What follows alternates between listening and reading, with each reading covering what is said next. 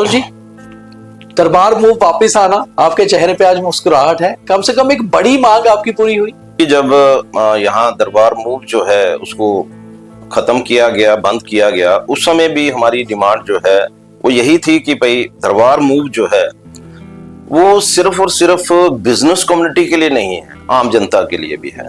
Overall Jammu का businessman छोटा बड़ा खुश है सभी। से होटल इंडस्ट्री वाले जो हैं वो भी मेरे से फोन पे बात कर रहे थे, अपनी खुशी जाहिर कर रहे थे। ट्रांसपोर्टर्स जो हैं वो भी खुशी जाहिर कर रहे थे। दुकानदार तो बहुत खुश थे।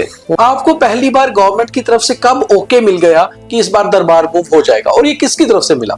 और चैम्बर में आने के बाद उमर साहब ने वहां पर ही एक किस्म का हमें प्रॉमिस दिया।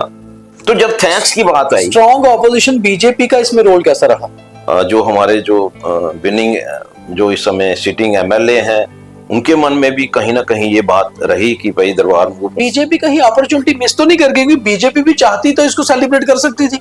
चीज जो है वो पार्टी की पॉलिसी क्या कहती है, मैं उसके ऊपर मैं कुछ बोलना नहीं चाहता। जम्मू का chamber of commerce and industries इन सियासी मुद्दों में बट तो नहीं? चैम्बर जो है बिल्कुल क्लियर है, जब तक मैं हूं मैं तो बिल्कुल क्लियर हूं। अब क्या जम्मू के लिए सिर्फ दरबार मूव ही अपने पैरों पर खड़ा होने का एकमात्र सहारा है, या बाकी सहारे भी खोजे जा रहे हैं? कभी कभी मैं सोचता हूं इस बात को कि जम्मू जो है इसको किसी ने आज तक अडॉप्ट नहीं किया। इस लाइन पर आप काम कर रहे हैं, इस लाइन पर आप काम कर रहे हैं कि कोई ना कोई तो आए जो हमें अडॉप्ट करे। बिल्कुल हम लगे हुए हैं। देखिए अरुण जी, कश्मीर का कोई लीडर जम्मू को क्यों अडॉप्ट करेगा, एक बहुत बड़ा सवाल है। और दिल्ली से आकर कोई जम्मू को अडॉप्ट करेगा, ये जम्मू और दिल्ली दोनों ही शायद नहीं चाहेंगे। तो कहीं कमी हमारे में ही रही, हम ऐसा लीडर पैदा नहीं कर पाए, या कोई ऐसा लीडर आया जो हमें अडॉप्ट देने का लॉलीपॉप देके आगे निकल गया, ऐसा हुआ? कहाँ कमी रही? देखिए मैं किसी के ऊपर कमेंट नहीं करना चाहता, पर कहीं ना कहीं मैं इतना जरूर चाहूंगा कि कोई भी हो आगे आए, वो जम्मू के लिए खड़ा हो जाए।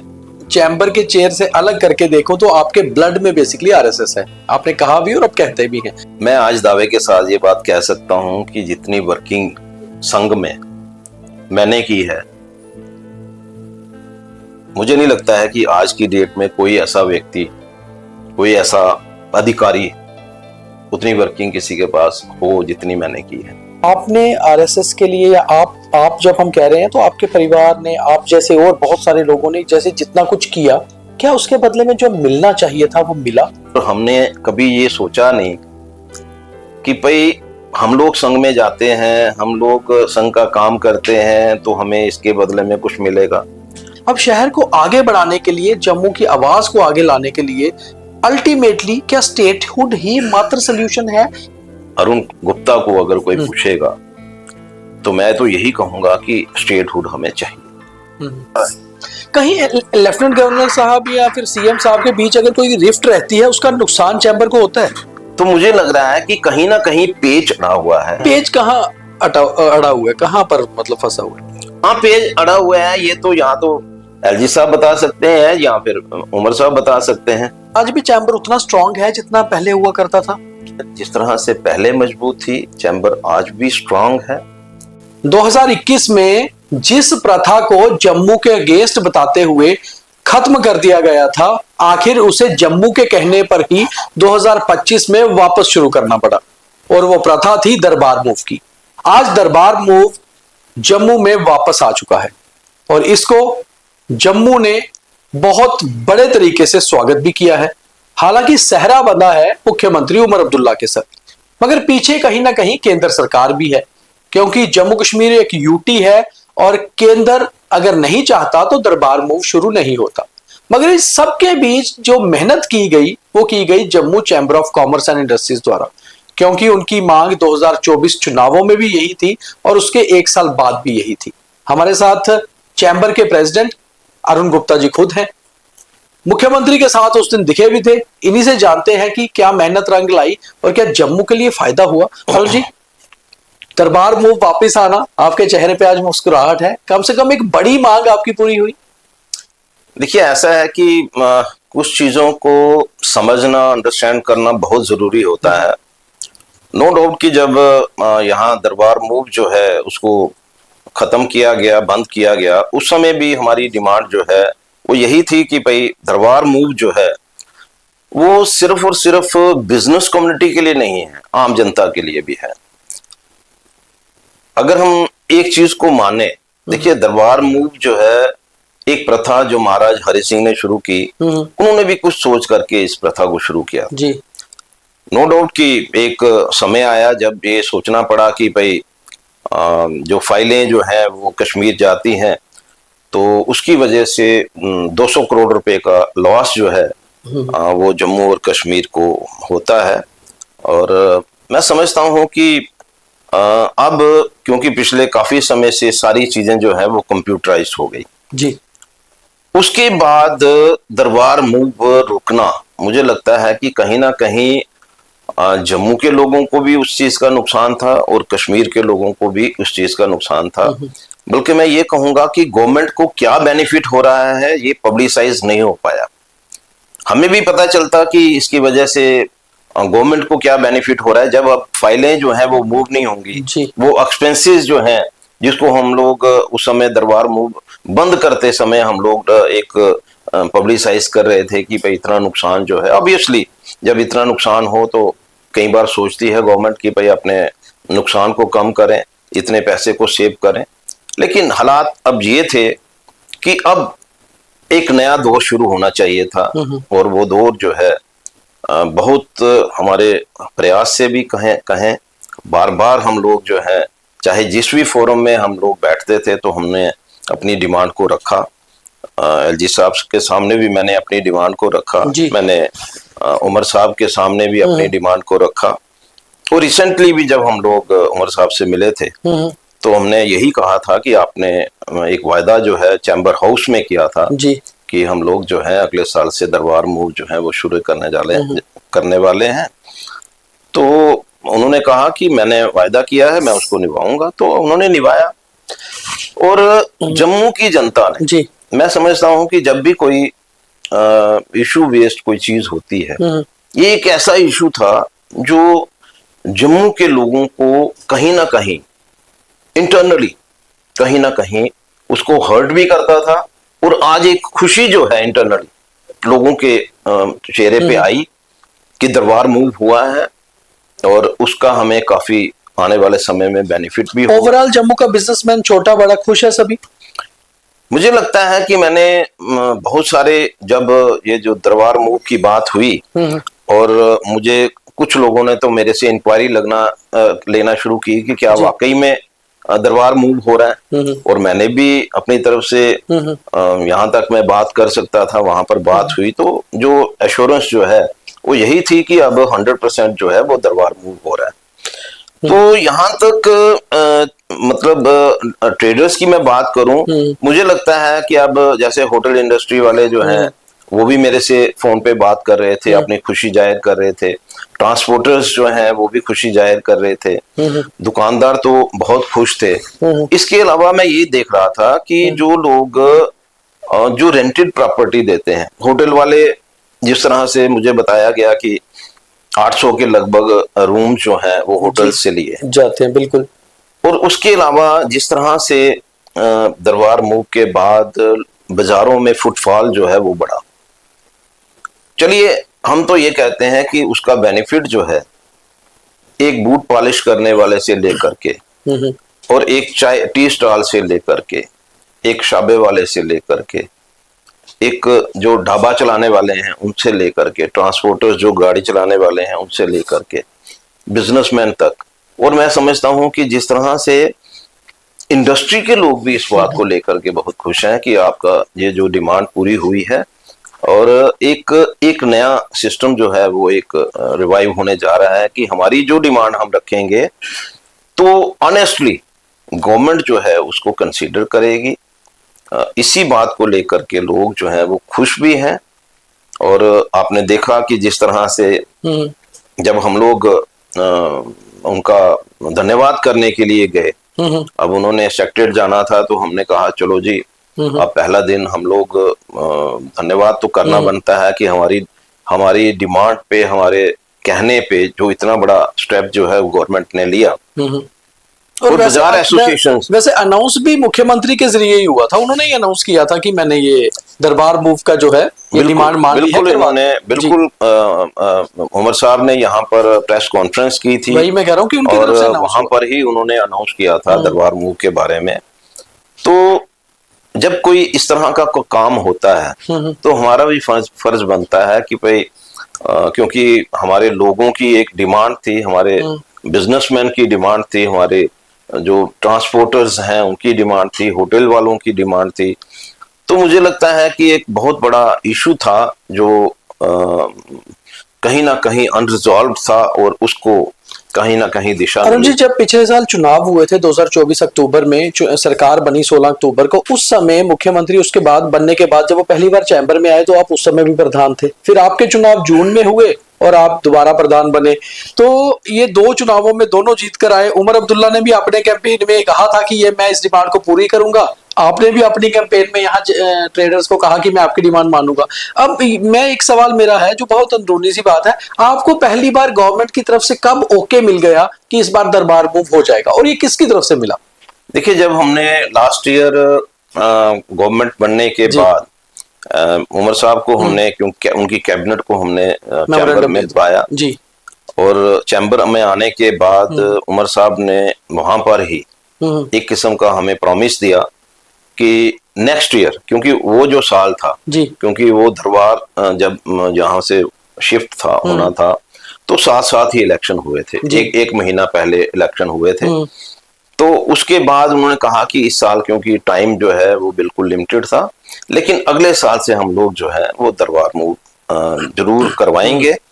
और डिमांड तो हमने वहां रखी थी, लेकिन जब हम लोग जीतने के बाद फिर से हमारी इलेक्शन हुई, लोगों ने फिर से हमें मौका दिया और चुन के आप आए, चुन करके आए। तो उसके बाद भी हम लोग उमर साहब से मिले और हमने उनको याद कराया कि भाई आपने एक डिमांड जो है हमने रखी थी और आपने उस समय ओके किया था कि मैं इस बार करवाऊंगा। तो उस समय भी उन्होंने यही कहा था कि मैं इसके ऊपर पूरी तरह से अपने वादे पे कायम हूं और इस बार आपका दरबार। इसी बीच आपकी मुलाकातें लेफ्टिनेंट गवर्नर साहब से भी हुई और चीफ सेक्रेटरी साहब से भी हुई, और साथ ही साथ मुझे लगता है, अगर मैं गलत नहीं हूं, कि शायद केंद्रीय गृह मंत्री अमित शाह जी एक दो बार आए और उनसे भी आप एक दो बार शायद मेमोरेंडम आपकी तरफ से उनको गए, तो वहां पर भी ये डिमांड थी। देखिए, जब हमारे गृह मंत्री जब आए थे, ये 3 साल या 4 साल पहले की बात है, तो मैंने उस समय भी एक डिमांड जो है अपनी तरफ से ये रखी थी। मैंने एलजी साहब को भी जब अपने मेमोरेंडम दिए, जब भी दिए, तो मैंने ये डिमांड जो है उसमें रखी। अभी की देखिए, मैं एक बात मैं अभी तक नहीं समझ पाया कि दरबार मूव जो है अल्टीमेटली, क्योंकि जम्मू और कश्मीर में यूटी है और अल्टीमेटली फाइनली जब भी कभी कैबिनेट कोई डिसीजन करती है उसके बाद एलजी साहब के पास फाइल जाती है, बिल्कुल, और उनकी तरफ से एक अप्रूवल जो है वो आया, तभी ये पॉसिबल भी हुआ। लेकिन मैं इतना जरूर कहना चाहूंगा कि डिमांड जो है वो हम लोग लगातार दे रहे थे चैम्बर की तरफ से। अभी की बहुत सारे हमारे जो विरोधी पक्ष के लोग होते हैं वो कई बार मार्केट में जा करके बोलते हैं, गलत, देखिए जी ये कोई डिमांड ही नहीं कर रहे, डिमांड करेंगे तो डिमांड जो है वो पूरी होगी। तो मुझे लगता है कि मैंने अपने जितने भी वाइट्स दिए, मैंने जितनी बार भी मैंने मीडिया में गया हूं, तो मैंने अपनी कुछ डिमांड जो है वो मेरी क्लियर डिमांड्स हैं और उसके लिए मुझे फाइट करना है। क्योंकि देखिए, कुछ लोग अपनी लीडरशिप जो है वो हवा में करते हैं, बिल्कुल, मैं ग्राउंड पे करता हूं। अरुण जी, यही बात मैं आपकी कहना चाह रहा था, जो बेसिकली ना काफी सारी चीजों से शायद आपके मेंबर्स तक या फिर जम्मू की आम जनता तक नहीं पहुंच पा रही, जिसमें एक बड़ी बहुत सीधी सी चीज है कि आप चुने हुए लीडर हैं चैम्बर के, आप वोट लेकर जीत के आए, पहले भी जीते, फिर जीते तीसरी बार, और तभी आपको चुना गया कि आपने कोई काम किया या उनकी कोई डिमांड रखी। अब बड़ी बात है कि आपकी जो डिमांड थी दरबार मूव की, बेसिक डिमांड चैम्बर की थी, उसको अमली जामा पहनाया मुख्यमंत्री ने, लेफ्टिनेंट गवर्नर ने, और उसका ओके किया केंद्र सरकार ने भी, क्योंकि केंद्र ने ही खत्म की थी प्रथा जब जम्मू कश्मीर में पॉपुलर गवर्नमेंट नहीं थी। तो इसका मतलब है चैम्बर की डिमांड को अप्रूवल 3 जगह से मिला, केंद्र सरकार से, जम्मू कश्मीर सरकार से और लेफ्टिनेंट गवर्नर से। तो अल्टीमेट जीत तो आपकी हुई। अब इसमें जो लोग ये नैरेटिव सेट कर रहे हैं कि चैम्बर ने मुख्यमंत्री के साथ मिलकर कोई चीज कर दी, तो ऐसा तो है नहीं। तो मुझे लगता है कि जो क्लियर नैरेटिव है कि डिमांड आपकी थी, और जैसे आपने कहा कि एज ए लीडर मुझे डिमांड रखनी थी, अप्रूवल मिला 3 सरकारों को, तो अल्टीमेटली जीत तो आपकी हुई और जम्मू की हुई। देखिए बहुत सारे ऐसे लोग होते हैं जिनको हमेशा उनके दिमाग में यही रहता है कि किस तरह से चैम्बर की जो आज की टीम है उनकी पॉलिसीज के खिलाफ हम लोग जो है कोई ना कोई नैरेटिव जो है वो पब्लिक में बनाएं। लेकिन पब्लिक में जितने भी लोग हैं जी, वो बिल्कुल क्लियर उनको मालूम है कि हम लोग जो है सिर्फ और सिर्फ चिंता करते हैं ट्रेड और इंडस्ट्री। बिल्कुल, मैंने हमेशा इस बात की चिंता की, तभी लोग जो है हमारे साथ जुड़े हुए हैं। जब कभी भी ट्रेडर्स की बात आएगी, पब्लिक की बात आएगी, जम्मू की बात आएगी, इंडस्ट्री की बात आएगी, अरुण कुमार जो है वो ना किसी से डरेगा ना किसी के आगे। और अरुण जी इसमें एक और बड़ी बात है कि आज भी क्या चैम्बर इतना स्ट्रांग है, लोग ये सवाल करते हैं। तो मुझे लगता है कि अगर चैम्बर की डिमांड पर मोहर एलजी साहब ने भी और मुख्यमंत्री साहब ने भी लगाई, केंद्र ने भी ओके किया, तो फिर तो मतलब चैम्बर स्ट्रांग है और होना भी चाहिए बैकबोन।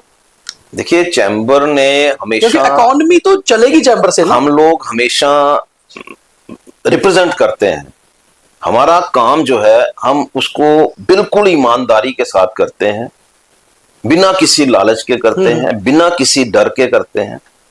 चाहे मतलब कोई भी इशू आ जाए, मैंने अपने कोई जितने भी मैंने इशू रखे हैं, चाहे वो इंडस्ट्री की जो आज की एग्जिस्टिंग इंडस्ट्री है उसको लेकर के मैं दिल्ली तक गया हूं चाहे वो यहाँ की लीज डीड की बात हो, पिछले दिनों में अकाफ के मतलब वहां पर भी बहुत सारे जो है वो मिसअंडरस्टैंडिंग हुई। हमारी बात को उन्होंने सुना, मैडम रक्षा अंद्रावी ने, और हमारी बात को मानते हुए बहुत सारे रूल्स जो है वो चेंज हुए।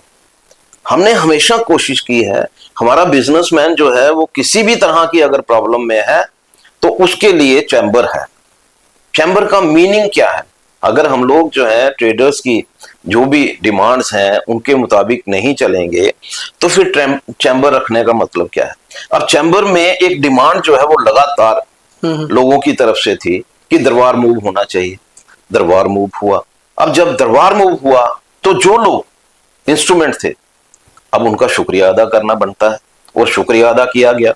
अब मुझे अगर उन्होंने कहा कि हमारे साथ सिटी चौक तक आप चलिए, और ये पहली बार हिस्ट्री में हुआ कि एक मुख्यमंत्री जो है वो वहां से शहीदी चौक से लेकर के सिटी चौक तक पैदल चला। अब हमारे लोग जो हैं वो खुद चाहते थे कि भाई हम भी इनका थैंक्स करें। तो जब थैंक्स की बात आई, स्ट्रॉन्ग ऑपोजिशन बीजेपी का इसमें रोल कैसा रहा?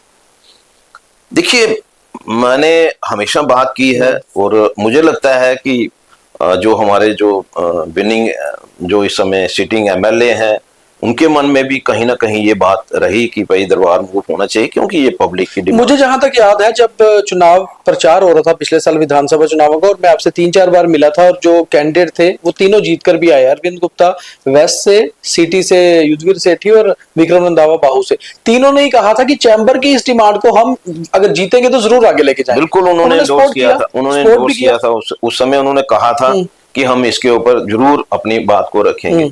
लेकिन देखिए आखिर पॉलिसीज जो है वो पार्टी की पॉलिसी क्या कहती है, मैं उसके ऊपर मैं कुछ बोलना नहीं चाहता। मुझे ये पार्टी की पॉलिटिक्स। बीजेपी कहीं अपॉर्चुनिटी मिस तो नहीं कर गई? बीजेपी भी चाहती तो इसको सेलिब्रेट कर सकती थी। देखिए बिजनेसमैन जो है वो कहीं ना कहीं हम लोग जो है पार्टी से अलग हटके, बिल्कुल, क्योंकि हमारे लिए बिजनेस जो है वो प्रायोरिटी है। हमारा बिजनेस चलेगा तो हम लोग जो है वो अपना बिजनेस के साथ साथ अपने परिवार को पाल सकते हैं, और साथ में जम्मू का कोई भी इशू आएगा हम उसके साथ खड़े हो सकते हैं। कहीं जम्मू का chamber of commerce and industries इन सियासी मुद्दों में बट तो नहीं गया? मतलब कहीं वहां उलझ के तो नहीं रह गया, या आपका मोटो क्लियर है और आप चल रहे हैं? नहीं, ऐसा कुछ नहीं है। चैम्बर जो है बिल्कुल क्लियर है। जब तक मैं हूं मैं तो बिल्कुल क्लियर हूं, क्योंकि मैं रिप्रेजेंट कर रहा हूं एक non political association, non political association. उसमें मतलब मैं बीजेपी मैं बचपन से संघ के साथ जुड़ा, मैं बीजेपी के साथ। वो आपकी पर्सनल आइडियोलॉजी, वो मेरी पर्सनल है। मैं वोट किसको डालूंगा किसको नहीं डालूंगा ये मेरा पर्सनल है। लेकिन जब मैं एक ऑर्गेनाइजेशन को, एक एसोसिएशन को मैं रिप्रेजेंट तब आपको चैम्बर के तो benefit मुझे देखने उसके हैं। मुताबिक देखना है कि हमारे लोग जो हैं उनकी डिमांड क्या है, किस तरह से वो परेशान है, उस परेशानी से मैं उनको कैसे बाहर निकाल सकता हूं। मेरा हमेशा, मैं कभी भी किसी के साथ भी मिला हूं, अगर किसी डिपार्टमेंट में मिला हूं तो लोगों के इशू को लेकर के, अगर मैं गवर्नमेंट के साथ मिला हूं तो मतलब लोगों के इशू को लेकर के। मेरा कोई पर्सनल अगर कोई कहे कि मैं अगर चीफ सेक्रेटरी को मिला हूं, मैं एलजी साहब को मिला हूं, चीफ मिनिस्टर को मिला हूं, इनमें से अगर और भी जितने भी हमारे जो हमारे डिपार्टमेंटल जी। हेड हैं, अगर मैं किसी को भी मिला हूं, कोई ये नहीं बोल सकता है कि मैं उनको किसी अपने पर्सनल काम के लिए मैं उनके पास गया हूं। दरबार मूव तो हो गया, आपकी डिमांड भी पूरी हो गई 1 साल के अंदर ही, और मुख्यमंत्री ने अपने 1 साल के जो कार्यकाल की प्रेस कॉन्फ्रेंस की उसमें सबसे बड़ी आपकी डिमांड पे बात की कि ये मैंने सबसे पहले मनवा दिया। चलिए उसकी सारी हमने की, वो कैसे हुआ। अब क्या जम्मू के लिए सिर्फ दरबार मूव ही अपने पैरों पर खड़ा होने का एकमात्र सहारा है, या बाकी सहारे भी खोजे जा रहे हैं चैम्बर द्वारा कि जम्मू कम से कम इतना परिपक्व हो जाए कि फिर इस तरह के कोई किसी डिसीजन को लेकर हमें ये वेट ना करना पड़े कि वो आएगा तो हमारा बिजनेस चलेगा? देखिए दीपक जी, ये बड़ा मेरे लिए, कभी कभी मैं सोचता हूं इस बात को कि जम्मू जो है इसको किसी ने आज तक अडॉप्ट नहीं किया। कोई मंत्री, कोई केंद्रीय मंत्री, कोई जम्मू का कोई ऐसा कोई स्ट्रॉन्ग पॉलिटिशियन जो जम्मू को अडॉप्ट करे, आज तक जो है हम लोग कहीं ना कहीं इस चीज को लैग कर रहे हैं। और जब तक, मैं अभी आपको छोटा सा इंस्टांस बताता हूं।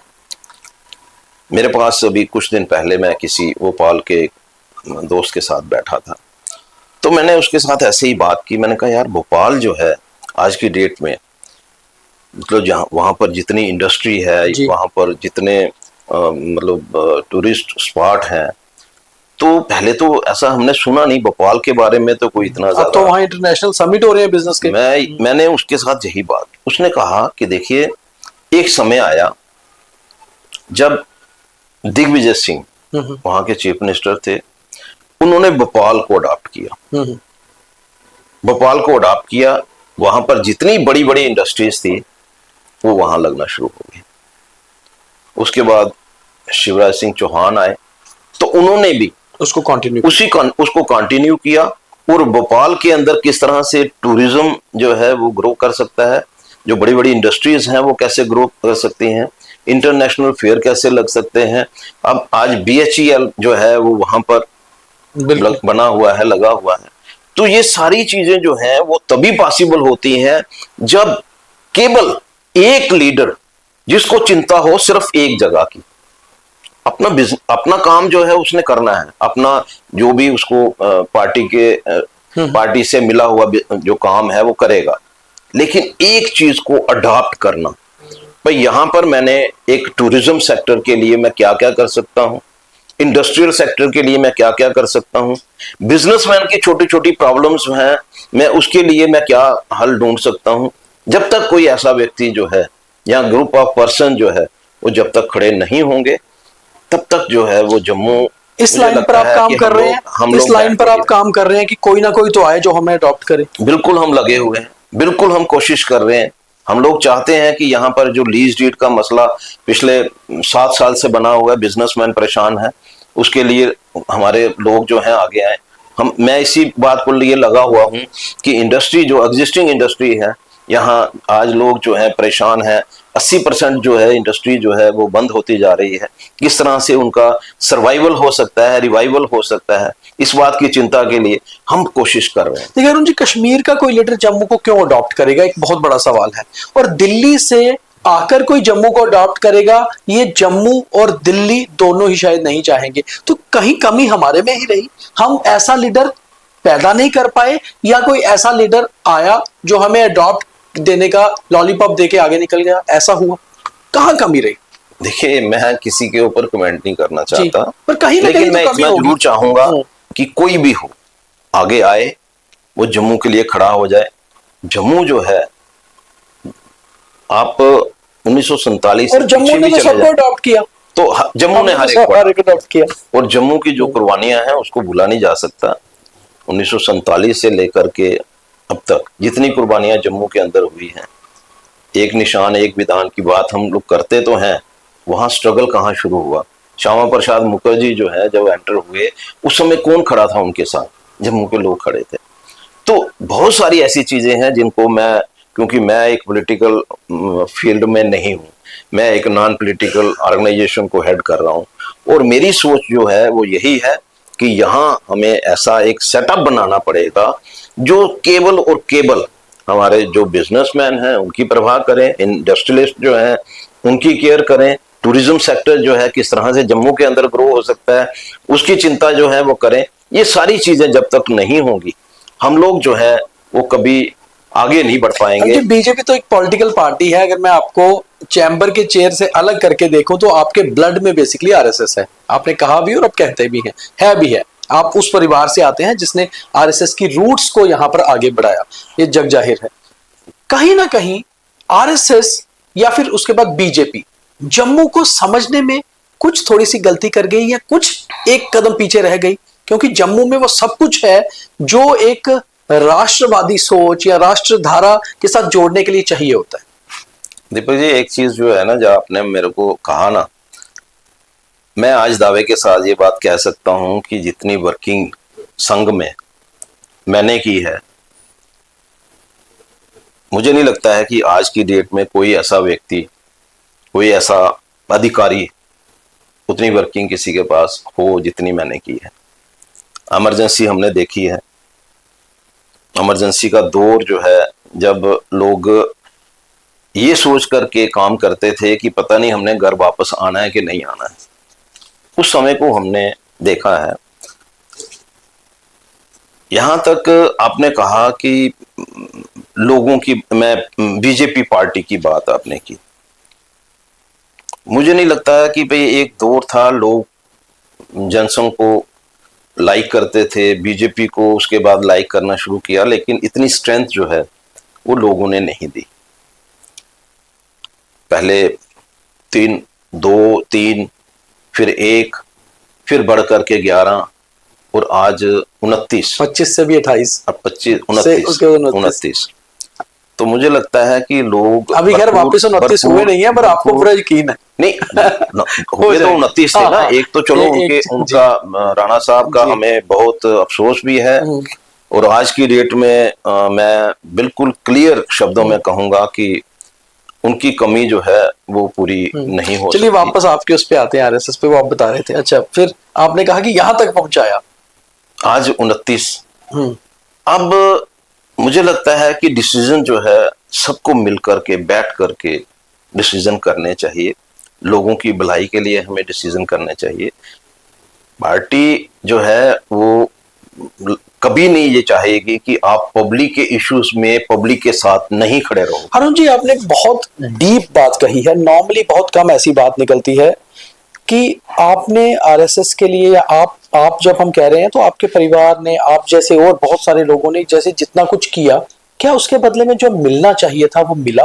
और जब हम ये बात पूछ रहा हूं मैं कि मिला, तब मैं ये बात पूछ रहा हूं कि क्या वो नेता बदल गए या वो पार्टी बदल गई? दीपक जी, ऐसा है कि जब मैं संघ में जाना शुरू हुआ, या मेरा परिवार जो है वो संघ में जाना शुरू हुआ, उस समय हालात ऐसे थे कि कोई भी व्यक्ति ये पसंद नहीं करता था कि हमारा बच्चा जो है वो संघ के अंदर शाखा में जाए जी। लेकिन हम लोग कोशिश करते रहते थे, और हमने कभी ये सोचा नहीं कि भाई हम लोग संघ में जाते हैं, हम लोग संघ का काम करते हैं, तो हमें इसके बदले में कुछ मिलेगा। हमने लूज किया। अगर हम लोग पढ़ जाते तो हो सकता है कि हम भी कोई केएएस कर जाते या आईएएस कर जाते। हम लोगों ने खुद एक चीज को अडॉप्ट किया, वो थी हमारा संगठन जी। हमारे लिए वो और उसके पीछे कारण था जम्मू को आगे लेके जाना। हमारे लिए प्रायोरिटी थी कि संघ जो है वो आगे बढ़ना चाहिए, ताकि जम्मू से लेकर के एक जहन में एक चीज जो है वो क्लियर थी, हमें कुछ नहीं चाहिए था, पर जम्मू के लिए कुछ चाहिए। एक चीज मैंने जो लोगों समाज से के लिए मिली है जी, वो समाज से मिली है, वो है हमारे लोगों का प्यार, हमारे संगठन के लोगों का प्यार। देखिए, अगर एक परिवार है उसमें भी अगर 5 लोग हैं ना, हो सकता है 2 एक साइड पे होंगे, 3 एक साइड पे होंगे, और आज वही पोजीशन जो है वो समाज के अंदर भी है। बहुत सारे लोग जो हैं हमारी फैमिली के खिलाफ होंगे, बहुत सारे लोग जो हैं हमारी फैमिली के फेवर में होंगे, लेकिन मैंने ये महसूस किया है कि लगातार ये एक रिकॉर्ड है। अगर 3 बार लगातार चैम्बर का प्रेसिडेंट बनना, ये एक रिकॉर्ड है। प्रोफेसर साहब ने जिस तरह से 3 बार लगातार मेंबर पार्लियामेंट की सीट जो है वो उधमपुर से, यहाँ कोई सोचता ही नहीं था वहां पर उस समय उधमपुर को छोड़ करके कोई ऐसा कोई जगह ही नहीं थी जहां पर बीजेपी का कोई नामो निशान भी था। झंडा और जिस तरह से उन्होंने एक प्रयास किया, जो विलेज डिफेंस कमेटियां जो उन्होंने बनवाई, उसका बेनिफिट जो है उनको मिला। लोगों को ये आज भी वहां पर लोग हैं कि अगर चमन लाल जी नहीं होते तो डोडा के अंदर, किश्तवाड़ से अंदर से माइग्रेशन जो है वो हो गई होती। वो आज रुके हुए हैं। ये तो एलओपी हमारे सुनील जी, वो भी अच्छी तरह से मेरे साथ बात करके उन्होंने बताया कि किस तरह से उनकी लीडरशिप थी। लेकिन हमने जितना भी काम किया, हमने ये सोच करके कभी काम नहीं किया कि हमें जो है रिवार्ड चाहिए। लेकिन जब आज की डेट में मैं खुद देखता हूं, मैं चैम्बर में आया तो मुझे तो ये मालूम ही नहीं था कि मुझे अब चैम्बर में आना चाहिए, लेकिन लोगों का प्यार था, वो खींच करके ले आया। और तीसरी बार बनना, ये भी एक रिकॉर्ड रहेगा। मुझे नहीं लगता है कि ऐसे रिकॉर्ड जो है जी बनेंगे। इसमें फिर वहीं पर वापस चैम्बर पे आते हैं कि बात वही जम्मू की हो रही थी। अल्टीमेटली चाहे बात चैम्बर की हो जाए, चाहे बात कोई भी दायरे की हो जो जम्मू से जुड़ा हुआ है, आप एक जम्मू के बिजनेसमैन को रिप्रेजेंट करते हैं, और बिजनेस किसी भी शहर की इकोनॉमी जो है वो बैकबोन है, उसके बिना शहर गिर जाता है। अब शहर को आगे बढ़ाने के लिए, जम्मू की आवाज को आगे लाने के लिए अल्टीमेटली क्या स्टेटहुड ही मात्र सोल्यूशन है, या आपको लगता है कि नहीं, बहुत सारी चीजें ऐसी हैं, जैसे आपने कहा कि जम्मू की आवाज, जम्मू की यूनिटी, जम्मू का लीडर, वो सब कुछ जरूरी है? देखिए, एक चीज जो है मैं आपको इसको थोड़ा सा क्लैरिफाई करूं। जम्मू जो है, अगर आज इतना खूबसूरत है, जम्मू जो है वो, उसकी खूबसूरती जो है वो इस चीज में थी कि यहाँ पर छोटे छोटे बिजनेसमैन जो हैं वो सरवाइव करते रहे। आप देखिए, बहुत सारी, आप कश्मीर में अगर हम लोग बात करें तो वहां पर मैक्सिमम लोग जो हैं वो सर्विस में हैं, लेकिन जम्मू के लोग जो हैं उनके लिए एकमात्र जो साधन था वो था बिजनेस। और छोटे छोटे बिजनेस होने के नाते ऑनेस्टली लोग काम भी करते थे। आज तक एक रिकॉर्ड रहा, जम्मू के अंदर कोई भी अडल्टरेटेड सामान जो है वो हमारे बिजनेसमैन ने नहीं बेचा। हाँ, अब जो है तरीके चेंज हो गए। अब फूड सेफ्टी के जो डिपार्टमेंट के जो वहाँ पर टीमें जो जाने वाली हैं, उनका भी एक चेक करने का एक तरीका जो है, सलीका जो है वो चेंज हो गया। लेकिन जो बिजनेसमैन है बड़े ऑनेस्टली काम करता था, और उसी की वजह से जम्मू जो है एक खूबसूरत प्लेस था। और जिस तरह से अगर आप देखेंगे कि बहुत सारे लोगों को इस बात की परेशानी हुई कि जम्मू जो है वो इतना खूबसूरत क्यों है। जहां तक मैं बात करूं कि भाई स्टेटहुड की, देखिए एक पॉलिटिकल इशू, अगर मुझे कोई इंडिविजुअल अरुण गुप्ता को अगर कोई पूछेगा तो मैं तो यही कहूंगा कि स्टेटहुड हमें चाहिए। लेकिन अगर मैं एज चैम्बर प्रेसिडेंट बात करूं तो इसके ऊपर मैं कोई अपने कमेंट नहीं दे सकता। बिल्कुल क्लियर है, क्योंकि देखिए आज जो पोजीशन बनी हुई है उसमें कहीं ना कहीं हम लोग सफर कर रहे हैं, हमारी इंडस्ट्री सफर कर रही है। क्योंकि उसका सफर करने का कारण क्या है कि जो एक डिसीजन होने चाहिए, जो एक अकाउंटेबिलिटी होनी चाहिए, आज कुछ ऐसी डिमांड्स के ऊपर हम लोग फंसे हुए हैं। जैसे कहते हैं ना कि पेज अड़ा हुआ है। हमारी इंडस्ट्री को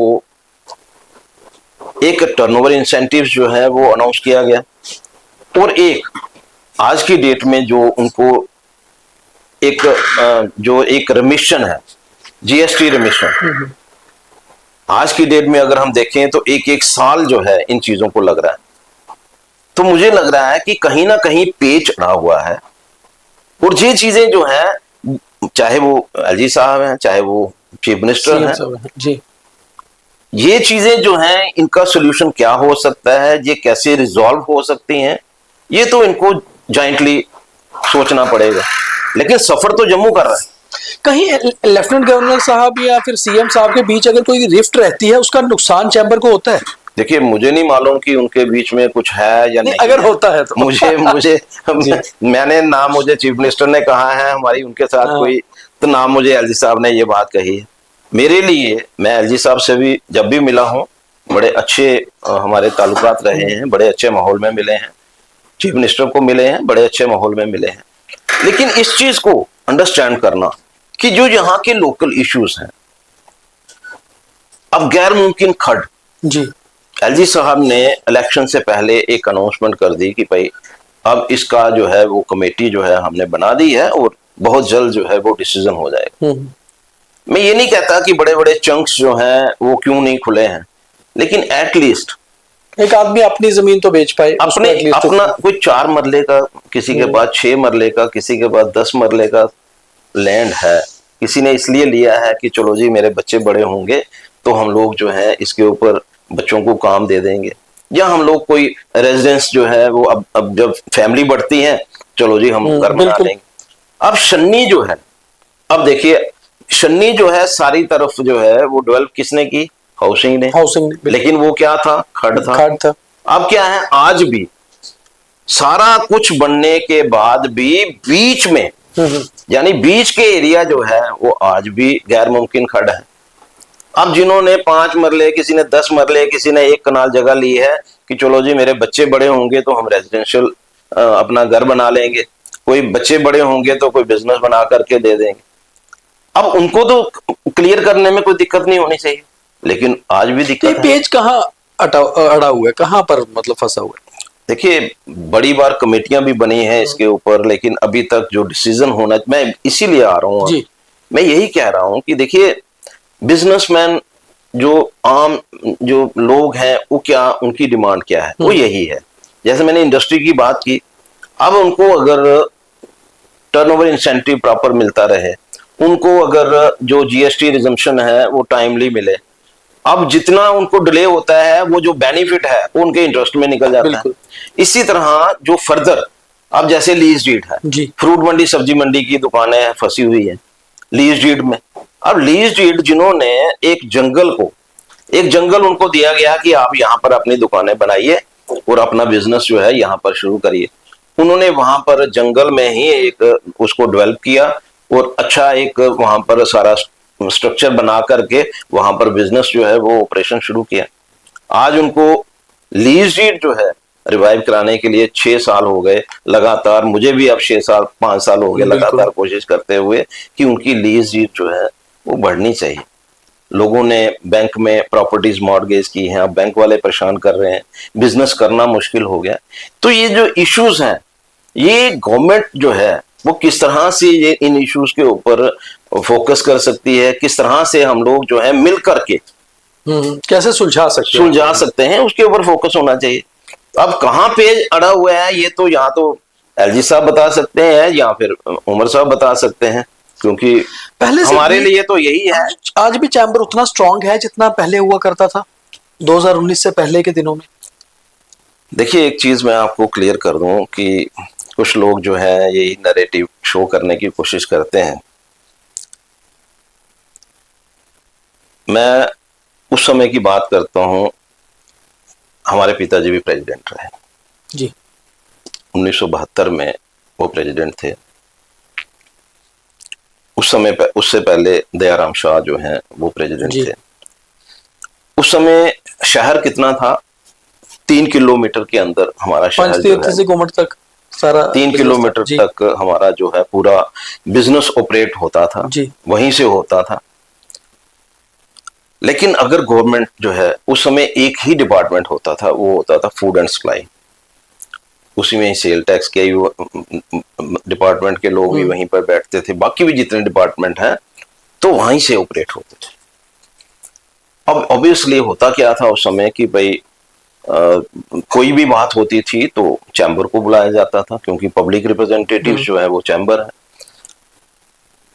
और जो बात चैम्बर की तरफ से रखी जाती थी उसको माना जाता था। आहिस्ता आहिस्ता समय बढ़ता गया, एरिया ऑफ ऑपरेशन जो है वो बढ़ता चला गया। पहले जो 3 किलोमीटर का एरिया था वो अब 10 किलोमीटर आ गया, तो बढ़ते बढ़ते आज वो 50 किलोमीटर। जी। डिपार्टमेंट जो है कोई एक डिपार्टमेंट ऑपरेट करता था, आज 18 डिपार्टमेंट जो है वो ऑपरेट करते हैं। पहले जो बिजनेस थे उनको ना तो फेस करना पड़ता था ऑनलाइन ट्रेड को, ना बड़े बड़े मॉल थे, ना डिपार्टमेंट के लोग जो हैं लगातार बार बार जाकर के बाजारों में जाकर के उनको परेशान करते थे। सिर्फ एक डिपार्टमेंट जिसका खौफ हमेशा रहा वो था income tax department. Income tax. आज इनकम टैक्स डिपार्टमेंट का खौफ नहीं है। हाँ, सारा कुछ जो है उन्होंने सारी चीजें जो हैं उसको चेंज कर दिया। आज मुझे लगता है कि कोई एक आध सर्वे जो है साल के अंदर 1 या 2 सर्वे होते हैं, वो भी सर्वे, रेड नहीं होती। सारी चीजें चेंज हो गई।